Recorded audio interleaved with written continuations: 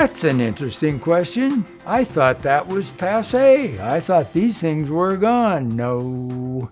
We now have some greatly improved conventional glass ionomers, and they are good. Clinicians Report Foundation evaluation of them recently showed some exciting things. And I have one of our scientists who's with us today, Chris Howell, who's going to talk about this in just a second.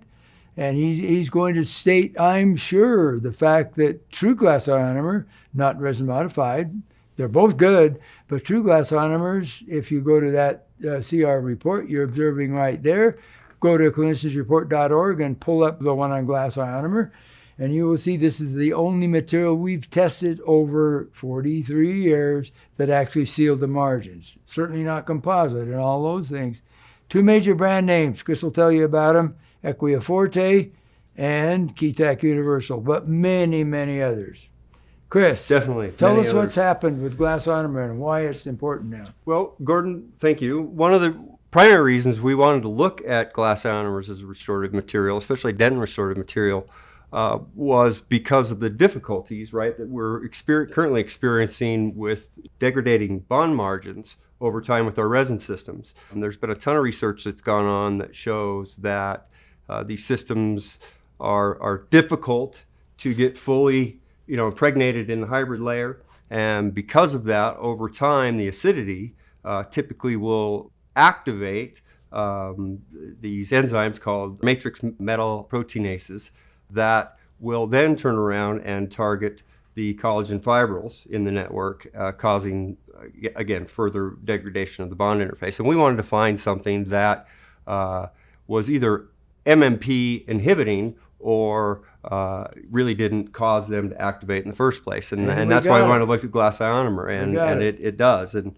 it's actually a great material if used properly.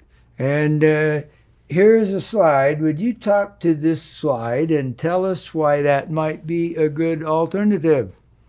Well, so on the sandwich technique, what we're essentially doing is we're looking to replace use the glass ionomer as a dentin replacement material. So internally on this So example. Essentially what we would do there is remove that decay, and then typically we would cover that with Gluma, 2 1-minute coats, keeping it wet the whole time, and then leave it on there, not rinse it, and then place the glass ionomer, but only place it below the dentin enamel junction. Right on. Once we allow it to cure, typically they took between 2.5 to 3.5 minutes to set up hard enough that we could actually coat that with a bonding agent, and then over the top of the bonding agent we'd use just a standard composite resin to mimic the enamel. And with that, we get really good bonds. We know that we get really good bonds to enamel, and so it works great. So, between the GI acting almost as a biomaterial for the dentin and the composite going over the top of it, adding that additional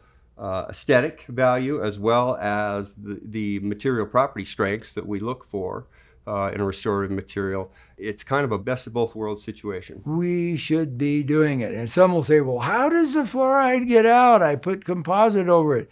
Don't worry about it. Every composite you or I have ever done is wide open microscopically on the margins.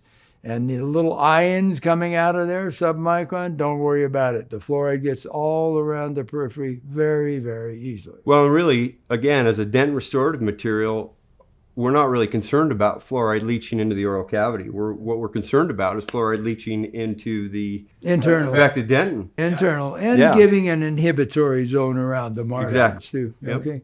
Okay, well, what have we really said? No, glass ionomer not dead. And whether it's resin-modified glass ionomer, which all of us have been using for a long time as liners and bases and pulp caps and restorations, or whether it is conventional glass ionomer, the major change recently is in what?